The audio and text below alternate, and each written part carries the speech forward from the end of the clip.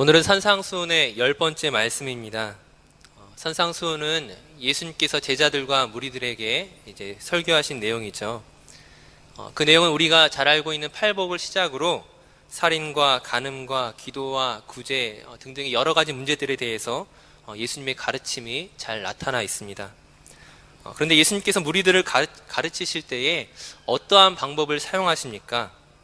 마태복음 5장 21절 말씀을 보시게 되면 옛사람에게 말한 바 살인하지 말라 하는 것을 너희가 들었으나, 27절에 너희가 간음하지 말라 하는 것을 들었으나, 33절에 맹세한 것을 지키라고 너희가 들었으나, 38절 눈은 눈으로 이는 이로 갚으라 하였다는 것을 너희가 들었으나. 무엇입니까? 예수님께서 말씀하실 때에 너희가 이전에 배우고 들은 것이 있지만 막상 너희가 잘못 행하고 있다는 것이죠. 그것은 너희가 듣고 배운 것이 잘못된 것이 아니라 너희가 그 말씀에 담겨져 있는 하나님의 참뜻을 이해하지 못하고 그것을 행위적으로 지키려고 할 때에 너희가 실패할 수밖에 없음을 말씀하시는 것입니다. 즉 예수님께서 무리들에게 말씀하시는 것은 너희가 율법, 그 하나님의 말씀을 지킬 만한 능력이 없다는 것이죠. 더 큰 문제는 무엇이냐면 그 말씀을 지킬 능력이 없으면서도 마치 그 말씀을 지킬 수 있는 것처럼, 그 말씀대로 행하고 있는 것처럼 행하는 너희들의 그 거짓과 위선에 대해서 지적하시는 것이었습니다. 그러므로 마태복음 6장에서는 보다 더 직설적으로 이렇게 표현하십니다. 마태복음 6장 1절을 보시게 되면 사람에게 보이려고 그들 앞에서 너희 의를 행하지 않도록 주의하라. 5절 말씀에 너희는 기도할 때에 외식하는 자와 같이 하지 말라. 16절 금식할 때에 너희는 외식하는 자들과 같이 슬픈 기색을 보이지 말라. 19절 이하에 너희를 위하여 보물을 땅에 쌓아두지 말라. 내 보물 있는 그곳에 내 마음도 있느니라. 마태복음 6장에서는 보다 더 직접적으로 그들의 외식하는 행위에 대해서 말씀하십니다. 너희가 사람들 앞에서 구제하고 금식하고 기도하고 열심히 신앙생활하는 것처럼 보이지만 너의 마음이 있는 그곳, 너희 보물이 있는 그곳, 너희 마음이 어떠한 것인지 확인해 보라고 말씀하십니다. 하나님께서는 어떤 분이십니까? 사람의 중심을 보시는 분이죠. 우리의 외식하는 행위에 결코 속지 않으십니다. 근데 문제가 무엇이냐면은 하나님께서 우리의 중심을 보신다고 하실 때 우리의 중심, 우리의 마음은 이미 너무나 부패했다는 것이죠. 우리 스스로가 우리의 그 부패한 마음을 바꿀 수 없을 만큼 우리의 근본은 죄악으로 가득 차 있습니다. 율법을 조금은 이해하고 예수님의 말씀을 조금 이해한 것처럼 보인다 할지라도 그것을 옳은 말씀이라 내가 생각하고 내가 그 말씀대로 행하려고 하지만 막상 그것을 행할 만한 능력이 사람에게는 없다는 것이죠. 결국 사람이 행할 수 있는 의란 어디까지입니까? 기껏 해봐야 바리새인의 의라는 것이죠. 행위적으로 어느 정도 지킬 수 있을지는 모르겠지만 그 하나님의 말씀에 담겨져 있는 참뜻, 그 하나님의 참뜻을 따라가지 못하는 실패할 수밖에 없는 것이 우리 사람이란 존재입니다. 예수님께서 산상수훈의 가르침을 전함에 있어서 무엇을 전제로 하셨습니까? 마태복음 5장 20절 말씀을 보시게 되면 내가 너희에게 이르노니 너희 의가 서기관과 바리새인보다 더 낫지 못하면 결코 천국에 들어가지 못하리라. 바리새인의 의로는, 사람이 할 수 있는 의로는 천국에 들어가지 못합니다. 그들보다 더 나아야 하는데 그들보다 더 나을 수 없다는 거예요. 기껏해야 바리새인의 의인데 구원에 이르지 못하는 의입니다. 그렇다면 예수님께서 산상수훈에서 살인하지 말라, 간음하지 말라, 너희가 이렇게 구제하라, 원수를 사랑하라, 기도하라 이렇게 말씀하신 내용들을 단지 우리는 지킬 수 없는 것이라 치부하고 상관없이 살아야만 되는 것입니까? 그것은 아니잖아요. 예수님께서 이 모든 말씀을 우리 가운데 행하시는 것은 우리가 그 말씀을 듣고 반응을 해야 되는데 행위적으로 반응하지 말라는 것이죠. 우리의 부패한 마음을 고치기 전에는 그 어떤 방법으로도 하나님의 의에 이를 수가 없습니다. 즉 우리에게 가장 첫 번째로 해야 할 일은 우리의 부패한 마음을 고치는 것이라는 거죠. 그 고치는 방법이 무엇이겠습니까? 지난 시간에도 말씀을 드렸지만 로마서 3장 20절에서 22절까지 말씀을 우리 함께 읽도록 하겠습니다. 우리 자막에 있는 말씀 로마서 3장 20절에서 22절까지 말씀을 함께 읽겠습니다.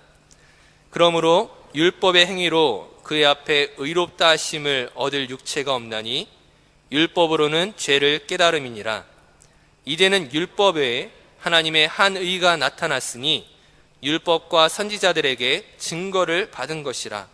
곧 예수 그리스도를 믿음으로 말미암아 모든 믿는 자에게 미치는 하나님의 의니 차별이 없느니라. 아멘.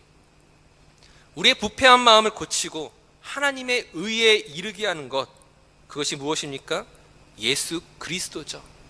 그 율법과 선지자들로부터 증거를 받은 것, 율법으로는 죄를 깨닫게 할 뿐이지만은 예수 그리스도는 우리의 부패한 마음을 고치실 수 있는 분입니다.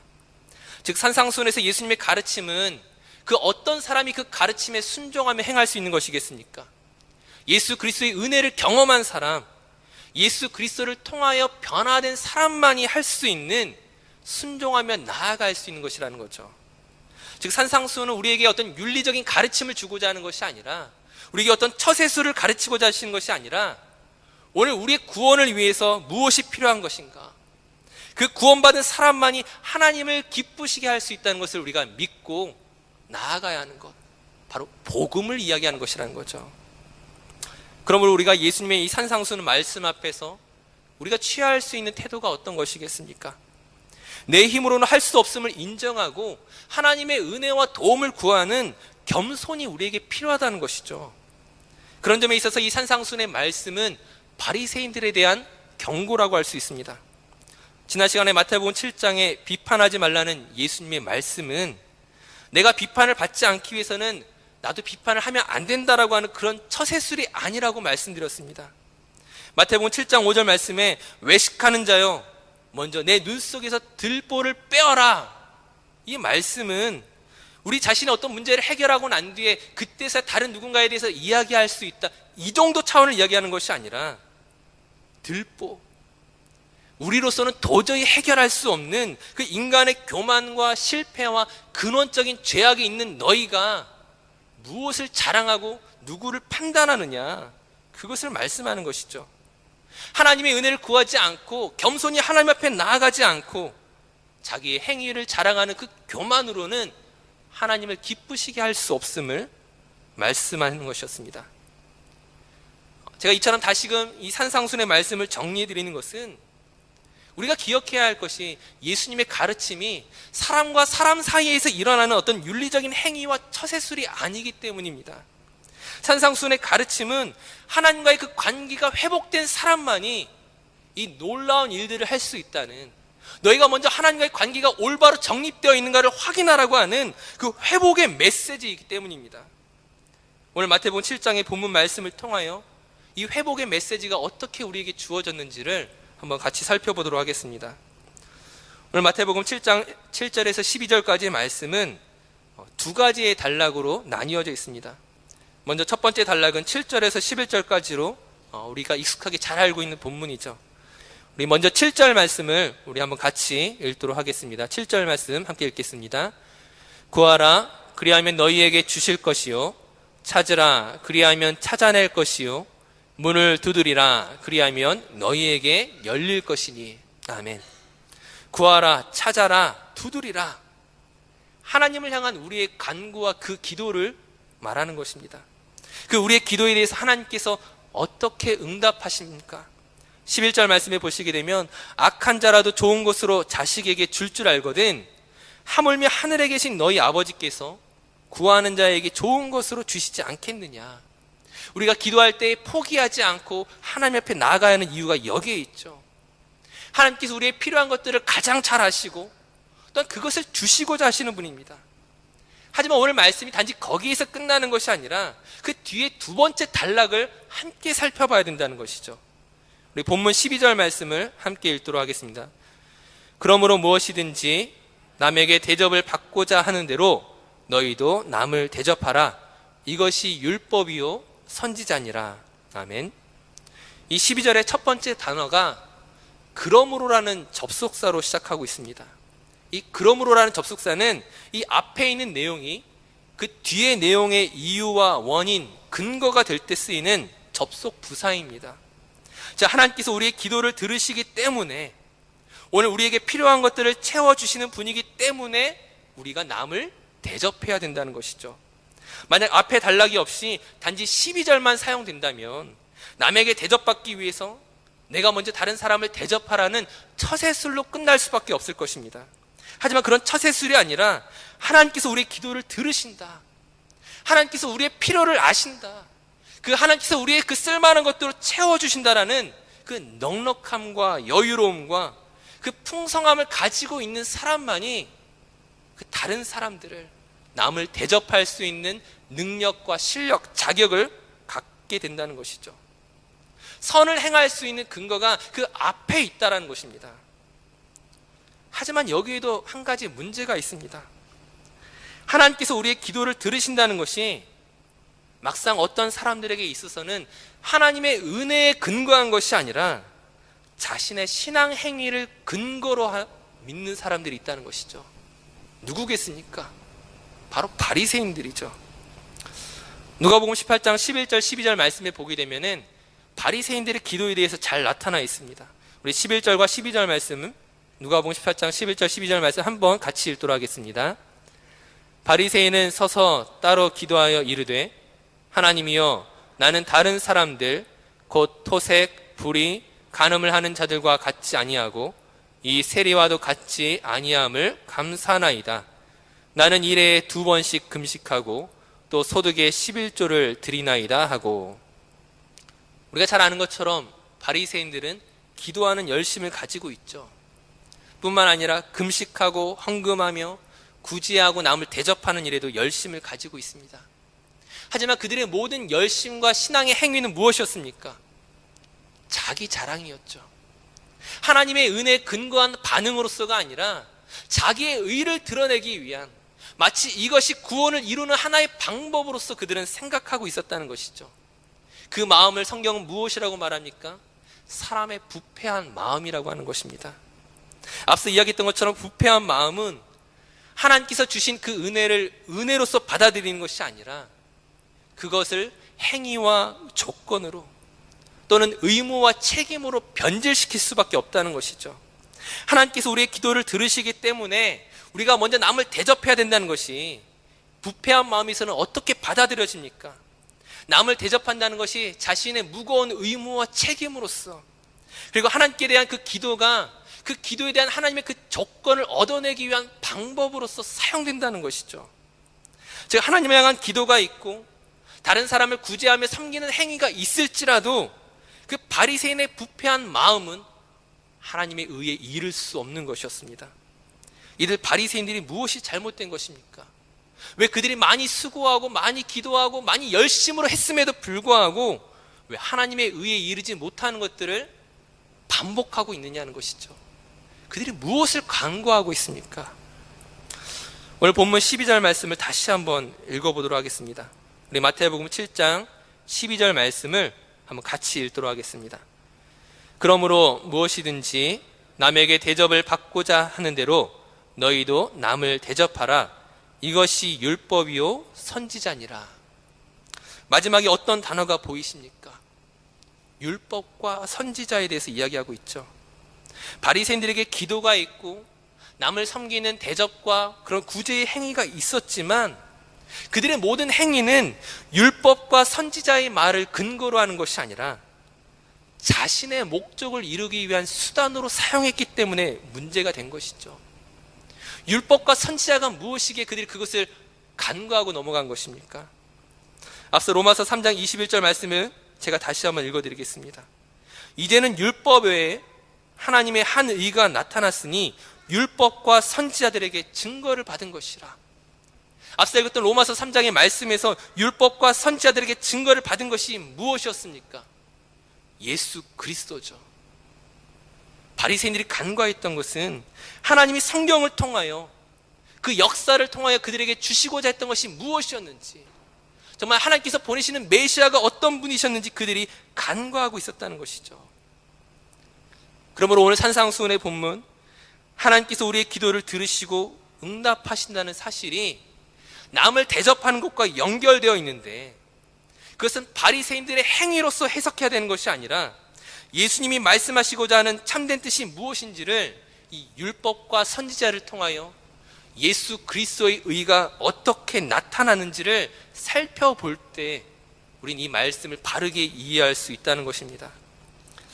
이를 위해서 우리 마태복음 22장 35절에서 40절까지 말씀을 우리 함께 교독하여 읽도록 하겠습니다. 마태복음 22장 35절에서 40절까지 말씀, 우리 자막의 말씀 교독하여 읽겠습니다. 제가 먼저 읽겠습니다. 그 중에 한 율법사가 예수를 시험하여 묻되,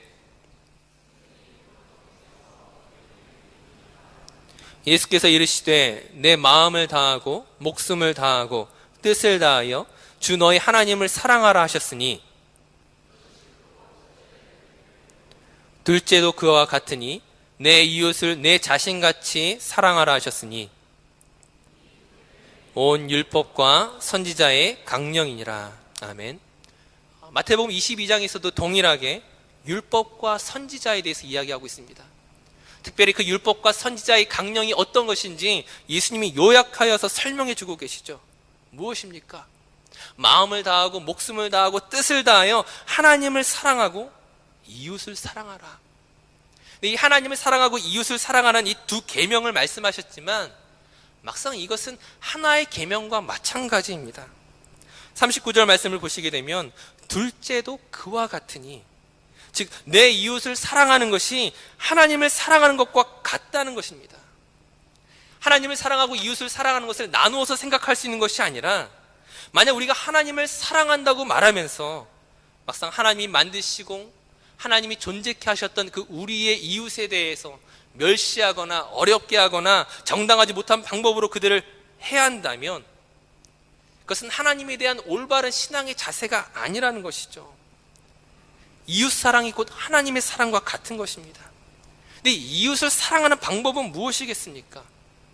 그 사랑은 행위로서 말할 수 없다는 거예요. 하나님을 사랑하는 것이 우리의 마음과 뜻과 목숨을 다하는 것인 것처럼, 오늘 우리가 이웃을 사랑하고 섬기는 것 역시 행위적인 것이 아니라 우리의 마음, 우리의 목숨, 우리의 뜻, 그 사랑의 본질에 충실하게 반응해야 된다는 것이죠. 고린도전서 13장을 우리는 사랑장이라고 말합니다. 그 고린도전서 13장 3절 말씀에 내가 내게 있는 모든 것으로 구제하고 또 내 몸을 불사르게 내줄지라도 사랑이 없으면 내게 아무 유익이 없느니라, 이렇게 말씀합니다. 모든 것으로 구제하고 내 몸을 불사른다고 할지라도 그 행위 자체가 사랑이 아니라는 것이죠. 우리의 마음이 변화하지 않으면, 우리의 근본적인 마음의 변화가 일어나지 않으면 사랑을 이룰 수가 없다는 거예요. 행위로 하는 것이 아니라 하나님께서 우리의 마음을 변화시키시는 그 능력 안에서 우리의 감정이 변화되는 것, 그것이 사랑입니다. 지금 오늘 마태복음 22장과 오늘 마태복음 그 7장의 본문에서 등장하는 이 율법과 선지자가 무엇을 이야기하는 것이겠습니까? 마태복음 7장에 너희도 남을 대접하라는 말씀은 단지 이웃을 향하여 잘 섬겨라, 잘 대접하라, 그들을 도우라, 이 정도 차원이 아니라는 거예요. 하나님과 이웃을 향한 우리의 사랑을 요구하는 것이라는 거예요. 그것은 행위가 아니라 우리의 사랑을 통해 증명되어야 하는, 이웃을 사랑하는 것을 통하여 하나님을 향한 우리의 사랑을 증명해야만 하는 그런 책임이 오늘 우리에게 주어졌다는 것입니다. 즉 우리에게서 남을 대접한다는 목적이 바뀌어져야 된다는 거예요. 다시 한번 산상수훈의 말씀 속에서 예수 그리스도가 빠지면 어떻게 되겠습니까? 예수 그리스도 없이 오늘 우리가 이 말씀을 지키려고 한다면 그것은 세상에서 말하는 고급한 윤리와 하나의 처세술에 불과할 뿐입니다. 그것으로는 우리 자신은 물론이거냐 세상의 다른 어떤 누구도 구원할 수 없는 명확한 한계를 가진 것입니다. 오늘 이 말씀을 우리가 지키기 위해서는 먼저 나를 위하여 자기의 목숨을 버리신, 저와 여러분을 위하여 그 은혜 베푸신 그 하나님의 사랑을 내가 경험할 때에 그 은혜에 대한 반응으로서 다른 사람을 섬기는 믿음으로 나아갈 수 있다는 것입니다. 오늘 말씀을 다시 한번 정리한다면 예수님께서는 하나님과 우리의 그 화해의 제물이 되셨습니다. 마찬가지로 우리가 남을 대접하라는 이 예수님의 말씀을 그냥 행위적인 차원에 머물러 있지 마시고 하나님의 사랑을 받은 자로서, 하나님의 은혜를 경험한 자로서 아직 하나님을 알지 못하는 그 세상의 사람들을 향하여 이제 하나님의 은혜를 깨닫고 돌아올 수 있도록 그 귀한 축복의 통로가 우리가 되어야 된다는 것입니다. 예수 그리스도의 마음을 품어야 되는 것이죠. 예수 그리스도의 정신과 뜻, 그것을 우리 안에 다시 한번 새롭게 회복시켜야 되는 것입니다. 그러므로 이 말씀 앞에서 우리가 해야 할 것은 행위가 아니라 기도이고 겸손입니다. 예수님께서 나를 사랑하셨던 것처럼, 너희가 먼저 대접받고자 하는 자는 예수님께서 너희를 대접하셨던 것처럼, 너희를 사랑하셨던 것처럼 너희도 다른 사람을 사랑하는 것, 그러한 사랑의 행위로 사랑의 본 모습을 가지고 나아갈 수 있는 저 우리 모든 성도들 되시기를 간절히 축원합니다.